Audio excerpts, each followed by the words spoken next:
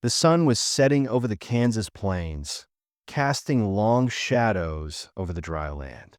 The smell of dust and despair clung to the air as Annie Caldwell, at just 19 years old, stood at the edge of the homestead, staring out at the barren fields.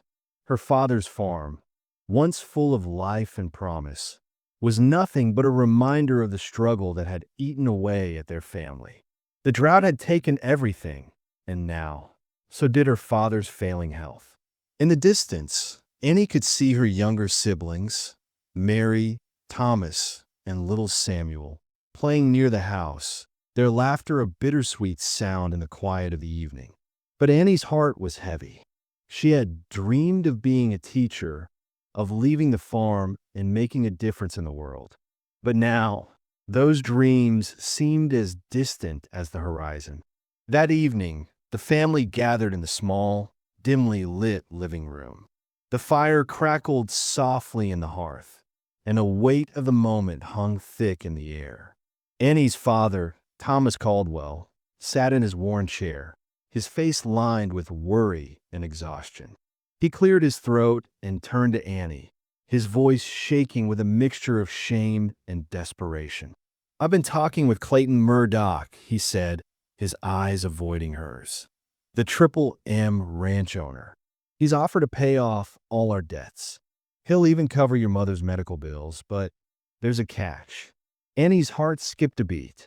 She had heard of Clayton Murdoch, the richest man in the county, a man whose wealth seemed to control everything and everyone.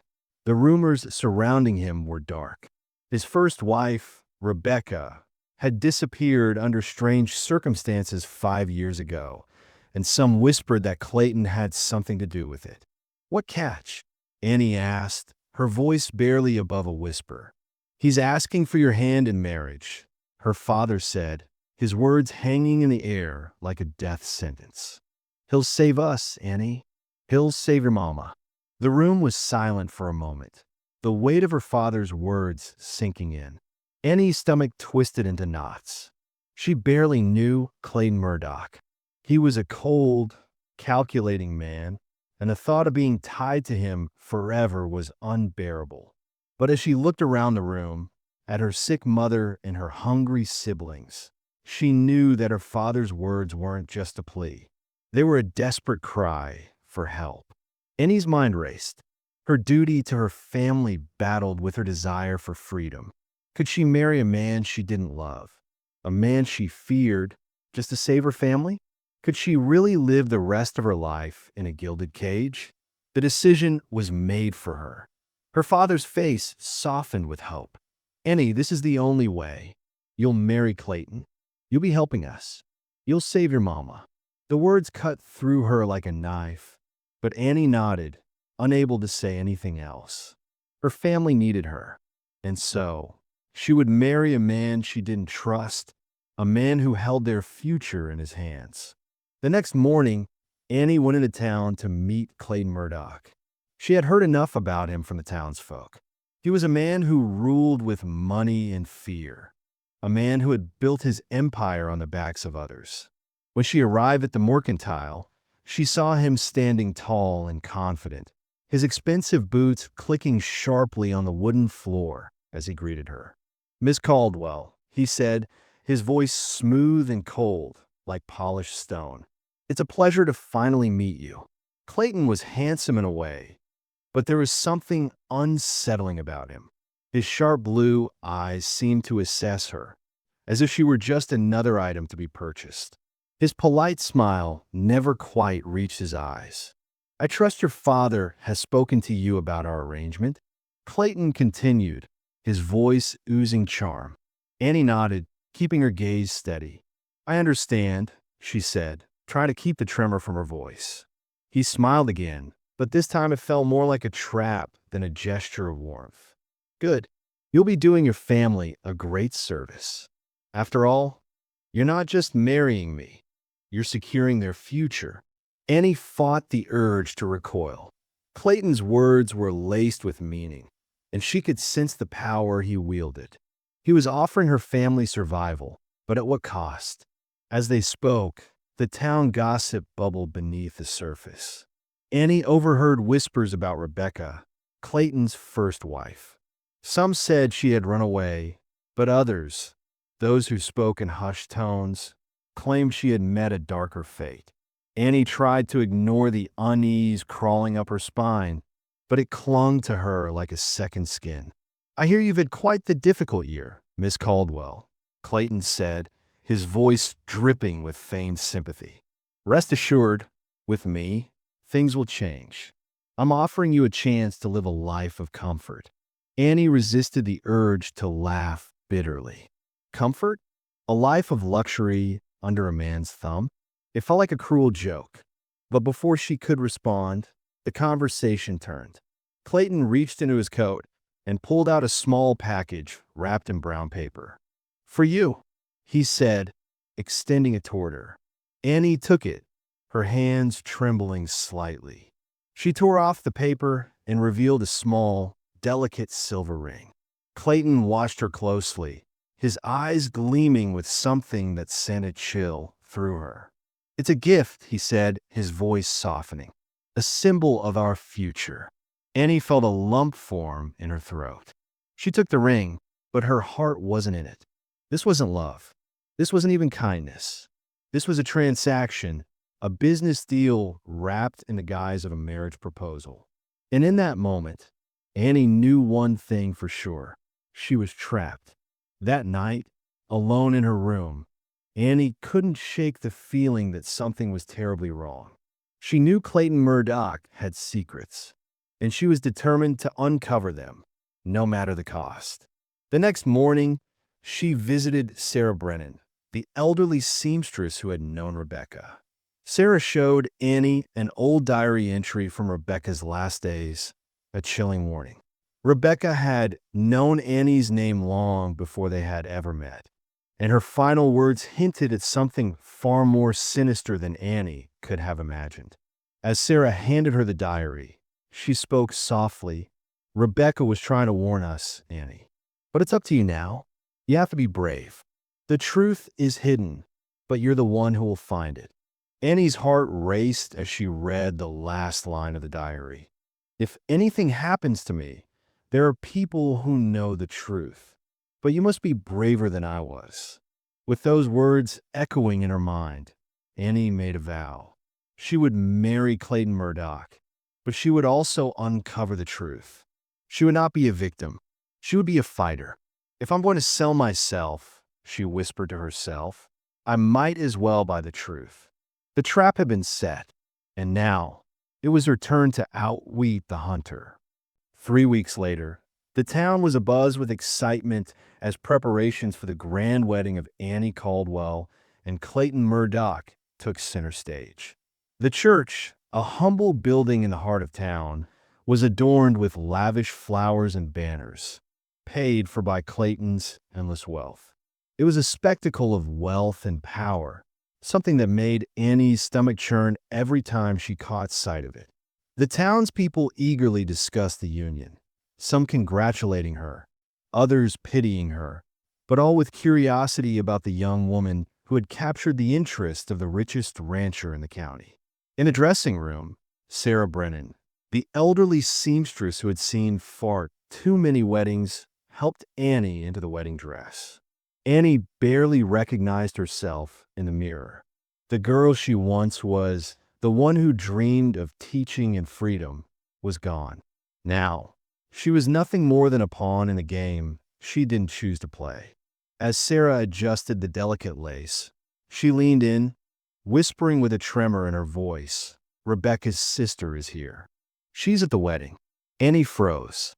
Grace Thornton, the sister of Clayton's first wife, had come to town, and she was here in the same church where Annie was about to marry the man who had destroyed her family. With a sense of unease, Annie's gaze flickered nervously across the room, knowing the danger she was walking into. The ceremony was a blur of faces, the guests all seemingly eager to witness the young bride being claimed by the most powerful man in the county. Annie walked down the aisle on her father's arm, feeling the weight of the world pressing down on her shoulders. As Clayton stood at the altar, dressed in his immaculate suit, his gaze was unyielding, as though he owned everything and everyone in the room. When Annie scanned the crowd, she spotted Grace sitting in the back pew, her eyes locked with Clayton's in a silent, loaded stare. The tension in the air was palpable. The vows were spoken quickly, almost as if they didn't matter. Annie's "I do" was a whisper, more of an obligation than a promise.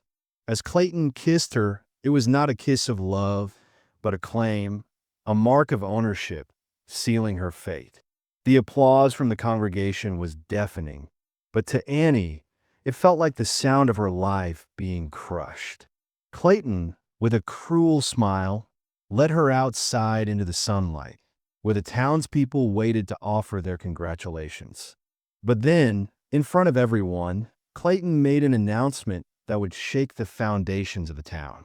He raised his hand for silence and pulled out a sealed envelope, his eyes gleaming with malice. "I have a special gift for my bride," he announced, his voice echoing across the churchyard. Annie's heart skipped a beat when she saw the delicate handwriting on the envelope. It was Rebecca's handwriting, the handwriting of a woman who had vanished 5 years ago. Clayton's voice cut through the murmurs of the crowd as he revealed the contents of the envelope, his cruel smile widening. "My late wife insisted I keep it safe until the right moment," he said, the sinister edge in his tone making the hairs on the back of Annie's neck stand up. As the crowd leaned in, Clayton handed the envelope to Annie.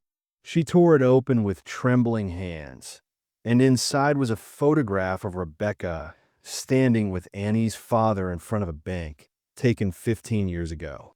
The shock reverberated through the crowd as Annie's mind raced. The letter that accompanied the photograph was even more chilling. It began, "To whoever marries Clayton next, you're in danger. He knows about your father's debt because he created it. The fire wasn't an accident. The books will prove." But the letter ended abruptly, the ink smeared, as if someone had tried to stop it from being read. Annie felt her legs give way as the crowd gasped in disbelief. Her father went pale, his eyes wide with terror. Clayton's voice was low, almost smug, as he whispered, "She was clever. Hid this where I couldn't find it. But I always win. Now smile for your guests, wife." The moment felt like a trap closing in on Annie. The weight of the revelation was too much to bear. The secrets, the lies, the manipulation, everything had been leading to this.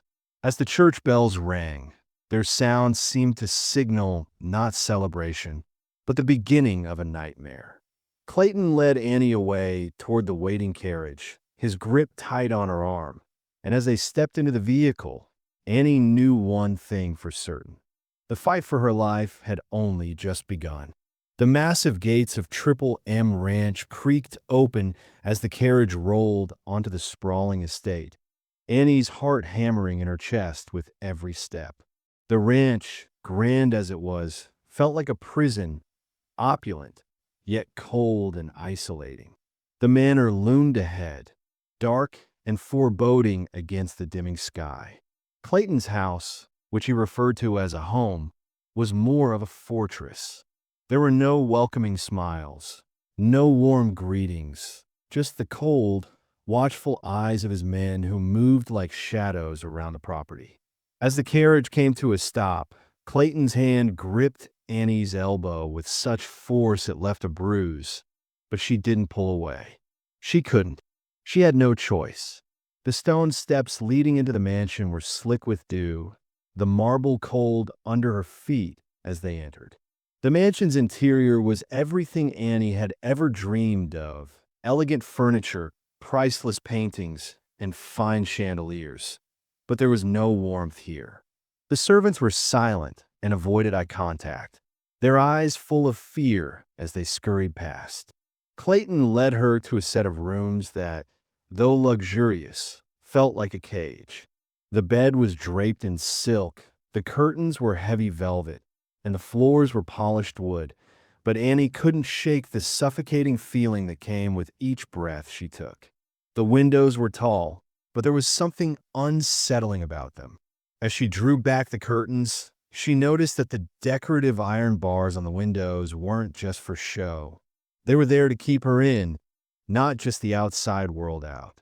Clayton turned to her as he locked the door from the outside. "You'll settle in soon," he said coolly. "Don't worry. There's no rush." The coldness of his words struck a chord deep within her. She was no longer a guest in his mansion. She was a prisoner. As the lock clicked shut behind him, Annie sank onto the bed, her mind reeling. The smell of the place was suffocating, the faint scent of roses mixing with the metallic tang of fear that clung to her skin.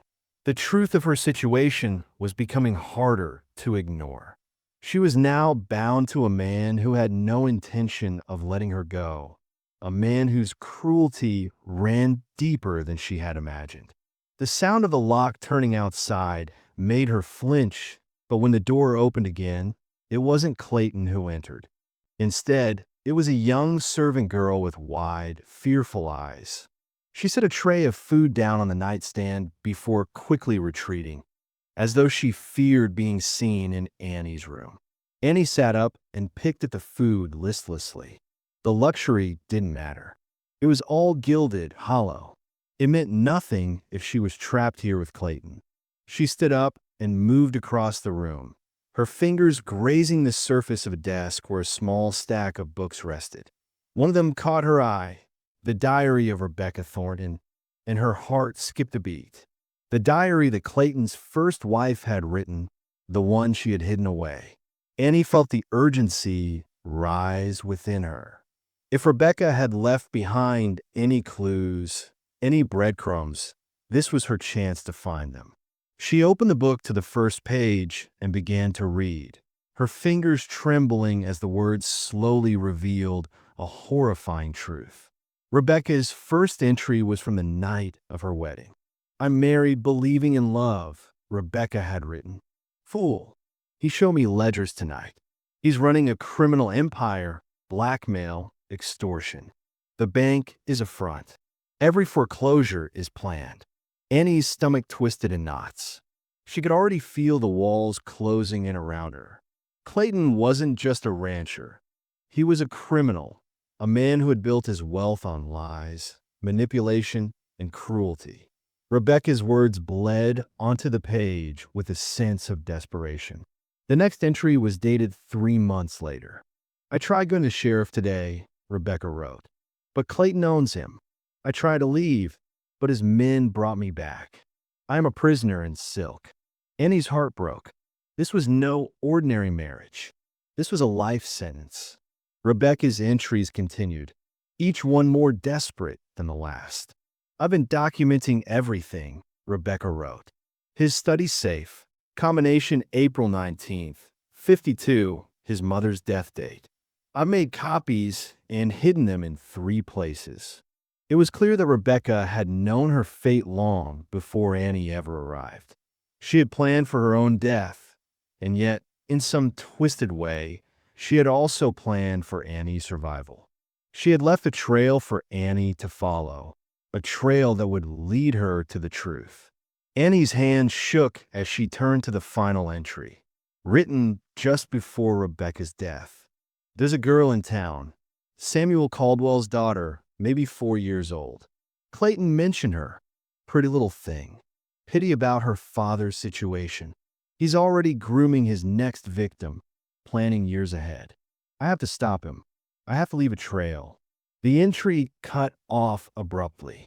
Annie could feel her heart racing as she absorbed the weight of Rebecca's final words. She was Rebecca's last chance at justice. She had to be braver than Rebecca had been. She had to fight for her life, for the truth, and for the countless other women Clayton had destroyed. As she sat back on the bed, the full impact of the situation hit her. Rebecca had known about Annie long before they had ever met.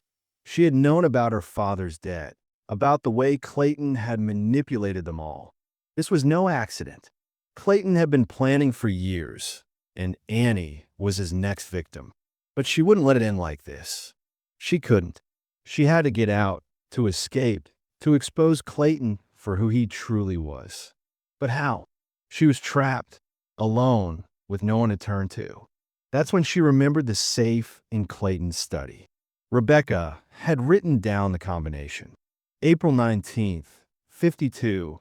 She had given Annie the key to the truth, and now it was up to her to unlock it. The idea of sneaking into Clayton's study in the middle of the night sent a chill through Annie's spine, but she knew there was no other choice. She had to find the evidence, to take the first step toward breaking free. Quietly, Annie began to search her room.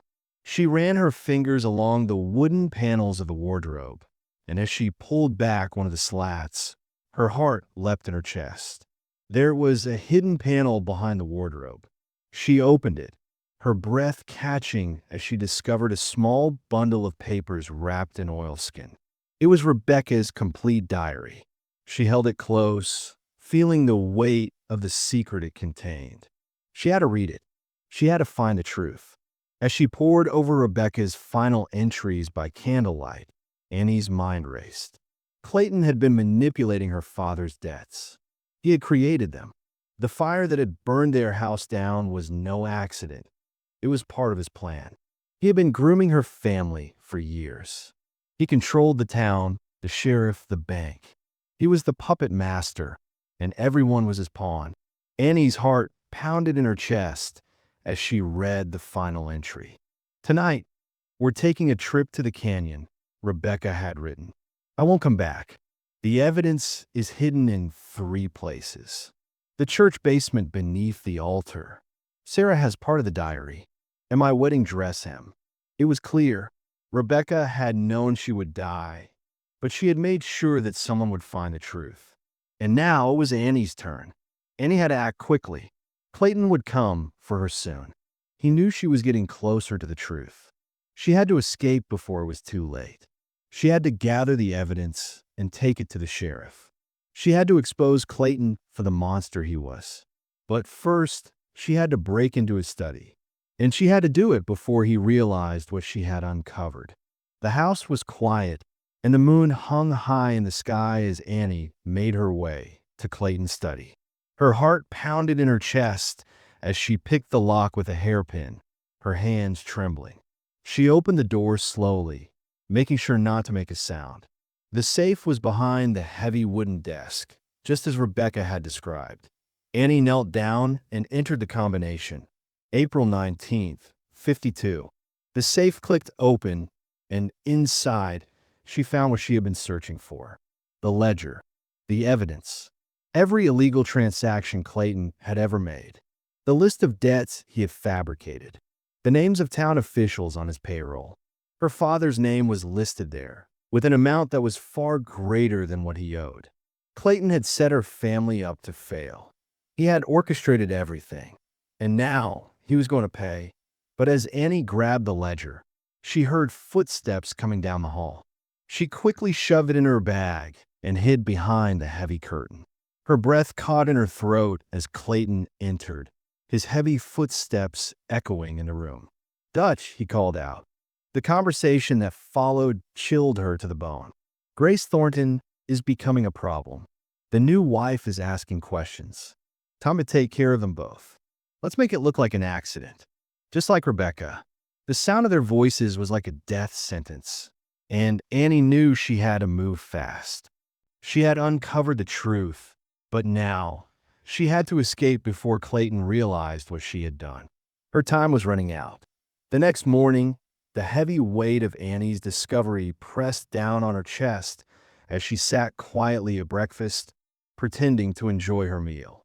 Clayton's presence loomed over her like a dark cloud, his sharp eyes scanning her every move, but she forced herself to meet his gaze, offering a smile she didn't feel. As the meal wore on, she could feel the clock ticking down to the inevitable moment when she would have to act. Clayton finished his breakfast, pushing his chair back with a slight groan. He was already preparing for a ride into town, his mind consumed by business and the power he wielded over everything around him. When he stood to leave, Annie's heart raced in her chest. She was alone. She had to act quickly. As soon as he stepped out the door, Annie was on her feet, hurrying to the stables with a sense of urgency in her every step. The stable was a familiar place, one that gave her some small comfort amidst the chaos. But this time, it was more than just a safe space. It was the key to her escape. There, in the dim light, stood Tommy, the youngest of Clayton's stable hands. He was nervous, his eyes darting about as though expecting Clayton to appear at any moment. Annie approached him quickly, her voice low and hurried. "Tommy, I need your help," she whispered.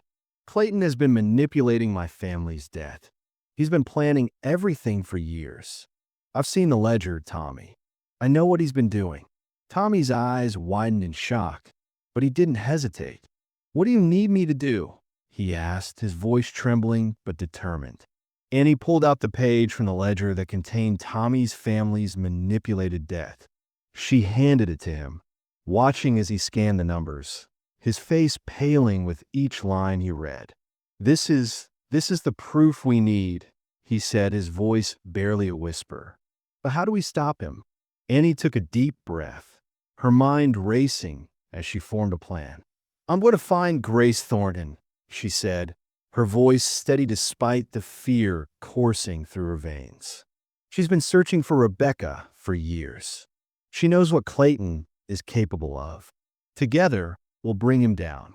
Tommy nodded, his expression one of resolve. "I'll help you," he said firmly. "I'll send a message to Grace. She needs to know that you're on her side." The plan was set. They couldn't waste any time. As Tommy hurried off to send the message, Annie took a deep breath and looked around the stable. The place felt like a lifeline, the horses like the freedom she so desperately needed. She had to move fast. Clayton was ruthless, and he was becoming more dangerous with each passing day.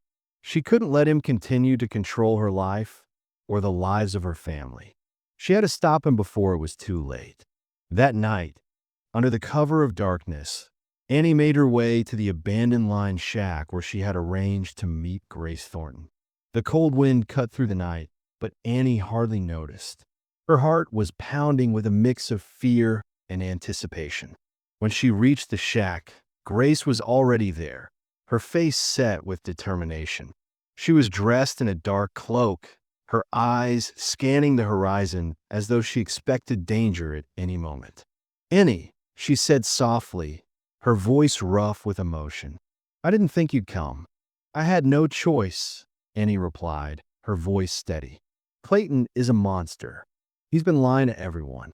He's been using my family as pawns in his game for years. I've seen the proof, Grace. I've seen the ledger. It's all there, everything he's done." Grace's eyes widened in shock as Annie handed her the ledger page. She read it quickly, her expression darkening as she absorbed the full extent of Clayton's crimes. "This is it," Grace said, her voice hardening with anger. "This is everything we need to bring him down. But we still need more. We need Rebecca's wedding dress. It's the last piece of the puzzle." Annie nodded. "I know where it is," she said.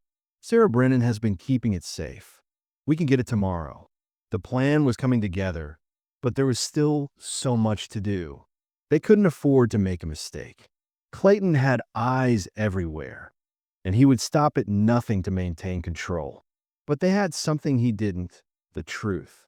The next day, they met at Sarah Brennan's house, where she had hidden Rebecca's wedding dress for all these years. As they pulled back the hem, Annie's hands shook with anticipation. Inside, wrapped in oilskin, were the documents they needed. A marriage certificate bearing Clayton's real name, Kayla Morton. A wanted poster from Texas, listing charges of murder and fraud. And Rebecca's notarized witness statement, signed before a traveling judge. Annie's heart pounded in her chest as she looked over the documents. This was it. The evidence was irrefutable. But there was one final piece of the puzzle. Clayton had made his move. He had been planning for years, and now he was preparing for the next step. He had already set his sights on Annie's younger sister, Mary. "We can't waste any more time," Annie said, her voice tight with determination. "We have to take this evidence to the marshal in Dodge City. We have to expose Clayton for who he truly is." Grace nodded, her expression grim.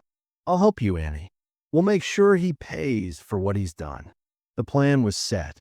They would leave that night under the cover of darkness and make their way to Dodge City. But there was a complication. Clayton always attended church on Sundays, and that was when they would have to make their move. They couldn't risk him catching wind of their plan. Annie would have to act normal to pretend that everything was fine. But even as she sat beside him in church the next morning, her heart was racing. Every minute felt like an eternity. As the preacher spoke about wifely obedience, Annie's thoughts raced. She had to escape. She had to do it now. But then Clayton whispered in her ear, "We're having lunch with the banker after service. You'll be joining us." Annie's stomach churned. She had hoped that this day would be her chance to break free, but now she was trapped. She had to think fast. She feigned illness, pretending to feel faint. The town doctor was called in, and after a quick examination, he suggested that Annie rest. Clayton agreed, and Annie was allowed to return home with the housekeeper. It was a small victory, but it gave her the cover she needed. As soon as she was alone, she changed into riding clothes, packed the evidence into a leather saddlebag, and made her way to the stables. Tommy had prepared the horses, and they were ready to go. Annie looked at the wedding ring Clayton had given her. She had been wearing it as a symbol of her duty, but now it felt like a shackle. She took it off, leaving it on the dresser with a note. Some gifts cost too much. With that, she mounted her horse and rode off into the night, heading toward the canyon. Behind her, she could hear the faint sound of Clayton's men raising the alarm. They were coming, but it was too late. The escape had begun. The sun had barely risen when Annie, Grace, and Tommy set out, riding hard through the rough terrain of the Kansas plains, their horses pounding against the earth as if they, too, knew what was at stake. The wind whipped through Annie's hair, but she barely noticed, her mind focused entirely on the road ahead. Behind them, they could already hear the sound of galloping hooves. Clayton's men had been alerted. The chase had begun. The dirt trail stretched out before them, winding through the open expanse, but the narrow canyon they sought to reach lay ahead, where freedom waited, if they could make it. The journey was grueling. The path was treacherous, filled with sharp rocks and uneven ground, but Annie and Grace kept their eyes fixed on the horizon, refusing to look back. Tommy was ahead, urging his horse forward, his young face set in determination, though there was a trace of fear in his eyes.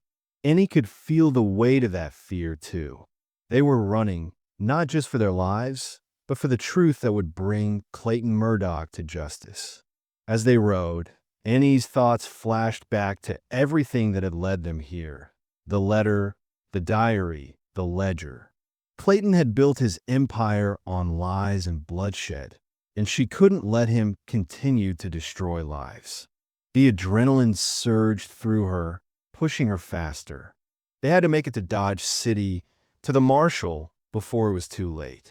The sound of pursuit was growing louder. They were close now, the footsteps of their pursuers growing nearer, and Annie could hear the yells of the men as they shouted orders. Clayton's foreman, Dutch, was leading the charge. He had a cold, ruthless edge to him, and Annie knew that if they didn't escape soon, they wouldn't be able to outrun them for long.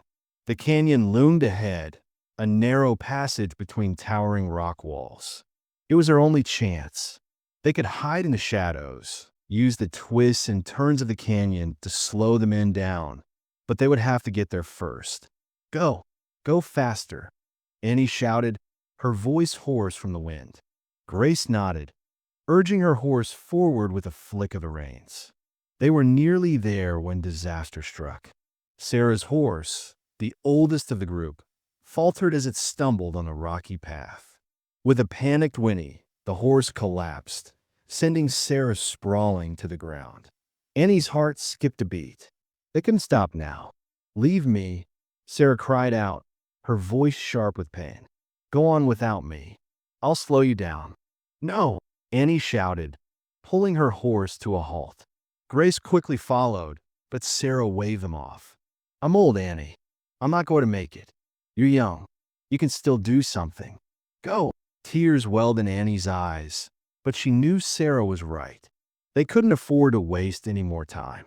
"Sarah, she began, but the older woman cut her off. "Go. You're not just fighting for yourself anymore. You're fighting for Rebecca, for all the women he's destroyed." With those words, Sarah pulled herself upright and ready to rifle. "I'll hold them off. You get out of here." Annie hesitated, her heart torn, but she knew what had to be done. "Thank you," she whispered, and then, with a final glance, she spurred her horse forward. Grace and Tommy followed, leaving Sarah behind as she fired a warning shot into the air. "Hurry," Sarah called. "Go." The three of them pushed forward, racing toward the canyon's narrow opening, the walls towering high on either side of them. Behind, they could hear the shouting of Clayton's men and the thunder of their hooves as they closed in. Annie's breath was ragged, her hands shaking from the effort, but she didn't dare look back. The canyon was their last hope. As they reached the entrance, Grace took the lead, guiding them down the narrow path that snaked along the edge of the cliff.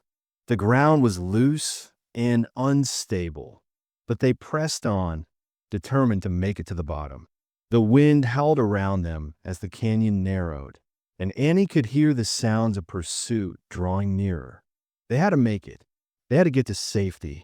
The trail was treacherous, winding through sharp rocks and loose gravel. The ground was uneven, making it difficult to maintain control of their horses. "We can't keep this pace for long," Tommy said, his voice strained from the exertion. "We need to find cover." Grace nodded, her eyes scanning the cliffside for any sign of a place to hide. But just as Annie began to think they might make it, the sound of hooves came from behind them. Dutch and two of Clayton's men had caught up. Their horses were breathing heavily, their riders sweat-drenched but determined. Dutch grinned as he raised his rifle. "Thought you could outrun us, huh?" "Thought wrong." He spurred his horse forward, his men following close behind. Annie's heart raced. They had to act fast. There was no way to outrun them on horseback, not in this narrow canyon. They were trapped. With a quick glance at Grace, Annie made a snap decision. "We fight," she shouted. Grace pulled her horse to a halt, drawing a revolver from beneath her cloak. "I don't want to kill them, but I'll do whatever it takes," she said, her voice low but firm. Annie didn't answer. She could hear the men closing in. The first shot rang out, fired by Dutch. It was a warning, but Annie knew it wouldn't be the last. Grace fired back, hitting one of the men square in the shoulder. He cried out, falling back in the saddle, but Dutch was still coming, his rifle aimed straight at them. Annie couldn't hesitate. She grabbed her rifle from her saddlebag, pulling it out just in time to take a shot. The bullet hit Dutch's horse, sending it rearing back. He fell off, cursing as he hit the ground hard. But there was no time to celebrate. The second man was coming closer. His horse was fast, and he was armed. He drew his pistol and aimed it at Annie. The moment seemed to stretch on forever. Grace dove for cover behind a large boulder, firing a few more shots to keep the men at bay.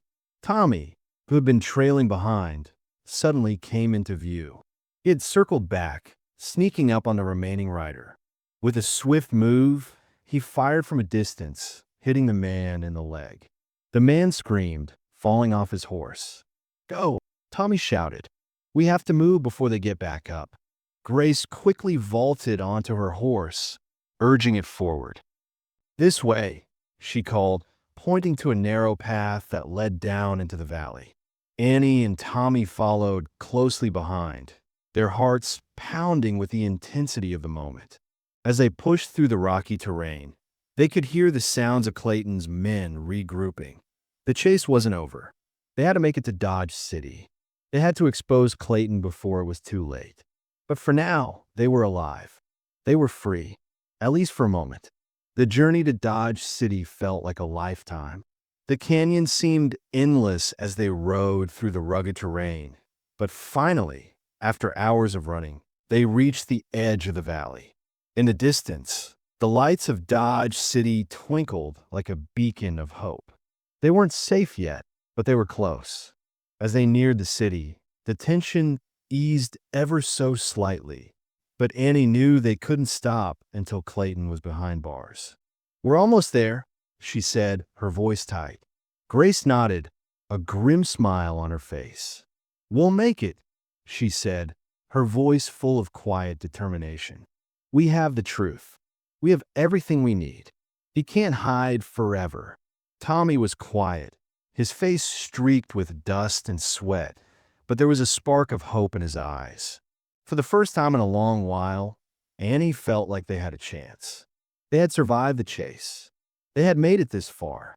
And now, with the evidence in their hands, they would make sure Clayton Murdoch paid for everything he had done. But they knew the hardest part was yet to come. As the lights of Dodge City drew nearer, Annie's heart pounded with anticipation. The battle was far from over. The town square of Dodge City buzzed with anticipation, its dusty streets echoing with the clatter of boots and the chatter of townsfolk who had gathered for the Sunday market. The sun hung low in the sky, casting long shadows over the buildings and creating an ominous atmosphere as the clock tower struck the hour. Annie's heart pounded in her chest as she rode with Grace and Tommy, the weight of the evidence they carried pressing down on them like an iron shackle. They had arrived. This was the moment when everything would change. Clayton Murdoch would no longer be able to hide behind his wealth and power. His empire of lies, built on manipulation and murder, was about to crumble. The marshal's office was just ahead, a small building standing tall amidst the chaos of the market. As they approached, the familiar figure of Marshal William Garrett stepped out onto the porch, his eyes narrowing as he spotted the trio. He was a tall, solid man with a weathered face, his hard eyes reflecting a lifetime of experience in law and order.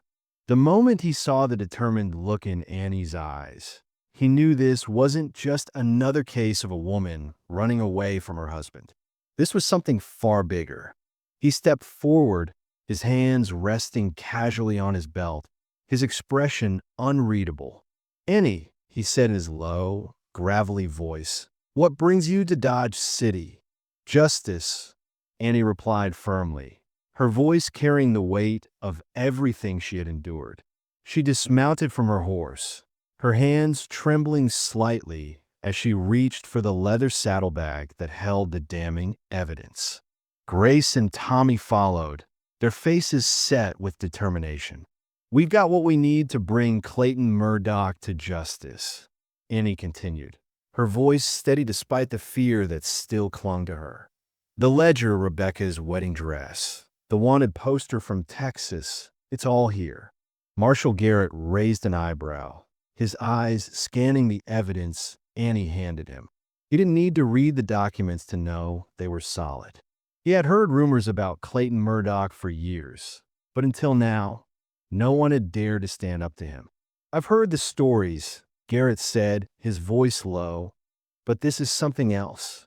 You've got it by the throat, Annie. But we need to act fast. If Clayton catches wind of this, he'll do whatever it takes to silence you." The weight of his words hung in the air, but Annie didn't flinch. She had come too far to turn back now. "He can't stop us," she said with a fire in her eyes. "We've got the truth, and that's all that matters." Marshal Garrett nodded slowly. "You're right," he said, his voice full of conviction. "We'll make sure he pays for what he's done. But we need to get this in front of the judge before Clayton can get his hands on it. We'll make it public. right here in the town square. With that, he turned and led them into the marshal's office, where they sat in the dusty back room, the air thick with tension. As Garrett gathered the necessary papers, Annie couldn't help but glance out the window. Her mind raced, her thoughts a whirlwind of fear and hope. What if Clayton had already heard? What if he was coming for them? But she quickly pushed the thought aside. She had come this far. She wasn't going to let fear stop her now. The sound of horses approaching interrupted her thoughts, and she turned sharply to see a group of riders pulling into the square. Clayton's men. They were here. Annie's heart skipped a beat, and her stomach twisted into knots. The moment of truth had arrived. The marshal stepped out onto the porch, his eyes scanning the crowd as the riders drew nearer. Annie, Grace, and Tommy stood behind him, their nerves taut with anticipation. The first to dismount was Dutch, the foreman, his face twisted with anger as he stormed toward the marshal's office. Behind him, Clayton's other men followed, their hands resting on the handles of their guns. "Where is she?" Dutch growled, his eyes scanning the area. "Where's my wife?" Marshal Garrett stepped forward, his posture unyielding. "Clayton Murdoch is no longer your concern," he said, his voice carrying across the square. "He's a wanted man." The crowd gasped, their eyes shifting between the marshal and the men who had once ruled over them with an iron fist. "You can't be serious," Dutch snarled. "You don't have the authority to take down Clayton."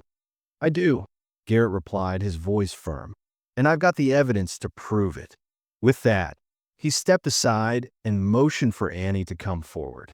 Annie's breath caught in her throat as she stepped into the open, the townspeople's eyes locked on her. She took a deep breath, steadying herself before she spoke. "Clayton Murdoch is not who he claims to be," she began, her voice ringing out across the square. "His name is Caleb Morton. He's wanted for murder and fraud in Texas. He's built his wealth on the backs of people like my family. He controls everything through fear and lies. And now, he's going to pay for it." She reached into the saddlebag and pulled out the ledger, holding it high for everyone to see. "This is the proof," she continued. "Every transaction, every lie, every crime he's committed is here. This is how he's controlled our town." But no more. The crowd murmured, the weight of her words sinking in as they took in the evidence. Clayton's face went pale as he took a step back, his eyes flicking between the townspeople and the men who had once been loyal to him. "This isn't true," he spat, his voice trembling with fury. "They're lying. They're all lying." But no one believed him. One by one, Clayton's men began to shift uncomfortably, their loyalty crumbling under the weight of the truth. Finally, Carlson, the oldest of Clayton's ranch hands, stepped forward. His face was lined with regret as he looked at Annie. "I watched him kill Rebecca," he said, his voice thick with shame. "He made me help bury her. He threatened my daughter if I ever told anyone. I can't be a part of this anymore." The others looked at each other, their expressions darkening as the truth became undeniable. One by one, they dropped their weapons, their loyalty to Clayton shattered. The man who had once been a king in their eyes was now nothing more than a criminal. Clayton's eyes widened in desperation as he reached for his gun. But before he could draw it, Marshal Garrett's hand was on him, pulling him to the ground. In an instant, the other men had him pinned, his gun clattering to the ground beside him.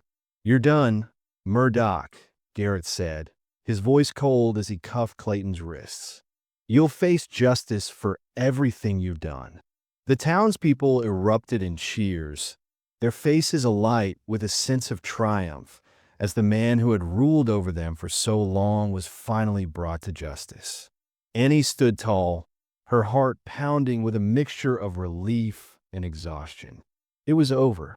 Clayton Murdoch, the man who had tormented her family and so many others, was finally being held accountable for his crimes. But as she stood there, surrounded by the townspeople, Her thoughts turned to the future that was now hers to shape. The journey had been long, but it had been worth it. The fight wasn't over. There was still work to be done, still lives to be rebuilt. But for the first time in a long while, Annie felt like she was free. She was no longer a pawn in Clayton Murdoch's game. She was the one holding the pieces now. With Clayton arrested and justice served, the town could begin to heal. The dark cloud that had hung over them for so long was finally lifting. Annie's father's debts were wiped clean. The Caldwell family could rebuild their farm. And for the first time in years, there was hope for a better future. 1 month later, the trial was swift, with overwhelming evidence sealing Clayton's fate. Caleb Morton, the man who had stolen another man's name and identity, was sentenced to hang for his crimes. The entire town gathered to watch as the man who had once been their master was led to the gallows.